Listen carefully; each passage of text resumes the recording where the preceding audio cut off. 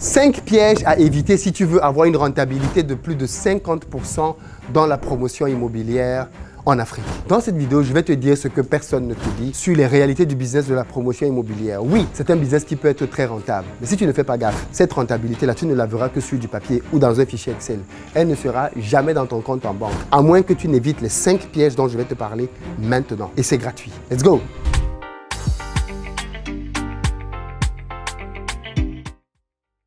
Salut à toi, bienvenue sur ma chaîne, moi c'est Philippe Simo. Ici je te parle de business de manière concrète. Dans cette vidéo, nous allons parler de promotion immobilière et de rentabilité, mais surtout de pièges. Si tu es nouveau ici donc, abonne-toi si tu as envie toi aussi de faire des revenus sur le continent africain.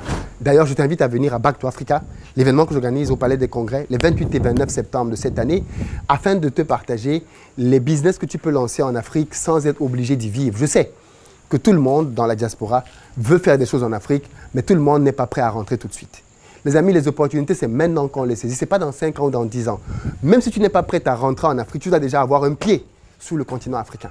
Tu dois déjà poser ton pied quelque part, de telle sorte que le pied que tu as posé quelque part, il va commencer à te rapporter de l'argent et ça va te faciliter ton retour en Afrique. C'est beaucoup plus simple de rentrer en Afrique quand tu as déjà un business qui tourne là-bas, plutôt que de rentrer bras ballants, ne sachant pas ce qui t'attend sur place. Dans cette vidéo, dont je t'ai promis que j'allais te parler des pièges dans la promotion immobilière. Je fais de la promotion immobilière maintenant depuis 2 ans en Côte d'Ivoire et aujourd'hui, je veux te parler des secrets cachés derrière ce business. Premier piège à éviter, le choix du mauvais terrain. Il se trouve que si tu veux faire de la promotion immobilière, on est d'accord que la première chose que tu dois faire, c'est choisir un terrain. Et bien malheureusement, on le sait tous, les terrains dans nos pays sont les meilleurs moyens de se faire arnaquer. J'ai perdu tellement d'argent dans les terrains dans ma vie. Franchement, quand je compte, on parle peut-être de 300 000 € au total. J'ai perdu beaucoup d'argent dans les terrains. Parce que j'étais naïf. Parce que je croyais que la première fois qu'on m'a arnaqué, j'avais déjà compris comment ça marche. Jusqu'à ce qu'on m'arnaque une deuxième fois, je crois que j'ai encore compris, on m'arnaque une troisième fois, je crois que j'ai encore compris. L'école de l'apprentissage de l'arnaque des terrains, c'est une école qui va jusqu'au doctorat, les amis. Tu dois apprendre chaque jour parce que les voleurs de terrain ont des stratégies très avancées. Il est possible que quelqu'un ait même un document, un titre foncier, voire même un ACD. Mais le document qu'il te présente, en réalité, est soit un faux, soit un document qui ne dit pas toute la vérité. Tu peux te retrouver dans un cas dans lequel quelqu'un parvient à avoir un faux titre foncier ou un faux ACD, ou alors simplement, il a un document sur un terrain litigieux. Bref, les cas de figure dans lesquels tu peux te faire arnaquer quand tu achètes un terrain sont légion. Mais la base que je voudrais quand même te donner ici, c'est n'achète jamais un terrain si ce terrain-là n'a pas tous les documents officiels. Mais deuxièmement, fais de la vérification documentaire. Cette étape est très importante et je pense que très peu de personnes le font. Avant d'acheter un terrain, va voir un notaire, paye des frais. Ça ne te sert à rien de payer des millions pour avoir un terrain pour après commencer à pleurer. Paye quelques frais et le notaire fait les vérifications pour te dire est-ce que la personne qui te vend ce terrain est en droit de te le vendre. Moi, il y a un gars aux États-Unis qui s'appelle Daddy. Il m'a vendu un terrain sur lequel il n'y a même pas son nom. Ça, c'était ma première arnaque. Il m'a roulé dans la farine comme un boulanger. Je me suis retrouvé en train d'acheter le terrain. On était chez un notaire. Alors, il m'a amené chez le notaire. Mais il n'était pas en droit de me vendre le terrain. C'est-à-dire que il m'a roulé propre. Donc, les amis, vous devez être très vigilant au niveau de l'achat du terrain. Deuxième erreur, acheter un terrain qui, en réalité, est mal morcelé. Quand vous achetez un terrain pour faire de la promotion immobilière, notamment quand vous voulez faire des mini-cités, vous achetez un terrain, parce que le principe de la mini-cité, c'est quoi? Vous achetez un terrain, vous le morcelez en plusieurs lots, et chacun de ces lots-là représente une maison. Si vous achetez un terrain, et que vous ne le morcelez pas bien, vous allez perdre en nombre de maisons dans le terrain. Si vous achetez un terrain et qu'il n'est pas dans un bon emplacement, vous n'allez pas pouvoir optimiser le morcellement de ce terrain-là. Donc, ce ne sont pas tous les terrains qui sont bons pour faire de la promotion immobilière. Nous, par exemple, nous privilégions un certain type de terrain bien précis. Parce que quand on achète ce genre de terrain-là, on sait déjà que parce qu'on a choisi ce terrain-là, on a une maison qu'on gagne en plus. Une maison, parce qu'on a respecté une seule règle dans le morcellement. Si vous ne respectez pas cette règle-là, vous perdez une maison dans le nombre de maisons possibles dans votre morcellement. Vous comprenez donc que tout de suite, il ne s'agit pas ici d'un business qu'on se lève et qu'on fait comme ça. Ce qui amène à la troisième erreur. Ne vous lancez pas dans un projet de promotion immobilière si vous n'êtes pas accompagné. Jamais. Jamais.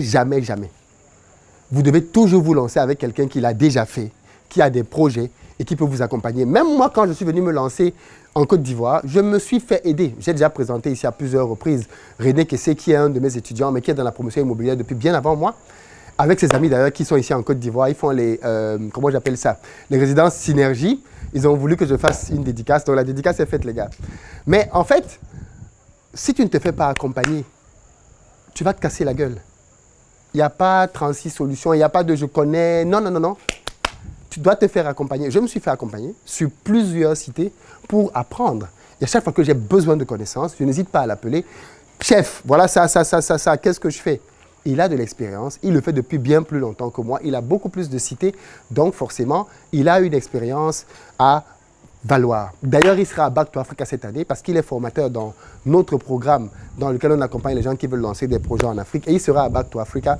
Donc, si vous aussi, vous voulez approfondir votre connaissance dans le domaine de la promotion immobilière en Côte d'Ivoire, au Sénégal, au Cameroun, ou ailleurs, vous devez absolument venir à Back to Africa. Les amis, ce que vous dépensez pour venir vous former est ridicule par rapport à ce que vous allez perdre si vous ne vous formez pas. C'est surtout ça que vous devez comprendre. Ce que vous dépensez est ridicule par rapport à ce que vous allez perdre par la suite. Quatrième piège que vous devez absolument éviter, choisir un mauvais constructeur. Je connais des gens qui ont commencé des projets de construction et qui n'ont jamais terminé le projet à cause du constructeur. Vous avez peut-être vu sur ma chaîne récemment l'histoire d'une dame au Sénégal qui se plaignait d'un promoteur à qui elle avait donné de l'argent et qui lui a fait du n'importe quoi. Il a fait un plan qu'elle n'avait pas validé, il a fait une dalle qui s'est écroulée, la dame était dans tous ses états. Mais des histoires comme celle-là, il y en a partout. Moi-même, j'ai lancé un projet d'immeuble au Cameroun et j'ai dû changer de promoteur en cours de route parce que mes pauvres petits cheveux qui manquaient tombaient tous les jours. Parce qu'un mauvais promoteur, c'est quelqu'un qui va accélérer ton vieillissement. C'est-à-dire que même si tu as 16 ans, tu vas avoir les cheveux blancs à 16 ans et demi. Parce qu'un mauvais promoteur, tu ne dors pas la nuit. Tu ne dors pas la nuit. Donc, évitez les mauvais promoteurs. Comment reconnaître les bons promoteurs? Il y a 3 caractéristiques des bons promoteurs. Mais ça, je vous réserve ça pour Back to Africa. 3 caractéristiques. Et puis, le 5e et dernier piège que je voulais vous partager, il faut être près de son argent. Oui, les amis. Il se trouve que dans le domaine de la promotion immobilière, si vous n'êtes pas près de votre argent, il y a de très fortes chances que la rentabilité que vous avez vue sur le fichier Excel reste sur le fichier Excel et qu'elle ne se transforme jamais en argent dans votre poche. Si vous voulez que cette rentabilité se transforme en argent dans votre poche, il va absolument falloir que vous soyez extrêmement rigoureux dans la gestion de votre budget. Les choses qui ont été budgétisées, on n'a pas créé un budget au hasard. On a fait un appel d'offres, on a demandé des devis. Sur la base de cette devis-là, on a constitué un budget. Et bien, au moment de la réalisation, vous devez pouvoir suivre de très près chacune des lignes de votre budget pour qu'elle n'explose pas. Quand vous signez un contrat, petit cadeau, vous devez vous assurer que les clients, les prestataires avec lesquels vous signez des contrats forfaitaires. Ça veut dire quoi un contrat forfaitaire? Ça veut dire que, par exemple, si on dit que pour construire cette résidence, je dois te payer 30 millions, 45 000 euros, c'est le prix forfaitaire. Ça veut dire que je n'ai pas besoin que tu viennes me dire après que, en fait, monsieur, j'avais mal calculé le nombre de ciments. Monsieur, j'avais mal calculé, ce n'est pas mon problème. Le contrat n'est pas ajustable en fonction des péripéties. C'est un contrat forfaitaire. Ça veut dire que quand tu as signé, tu t'es assuré que peu importe ce qui allait arriver, tu allais le gérer.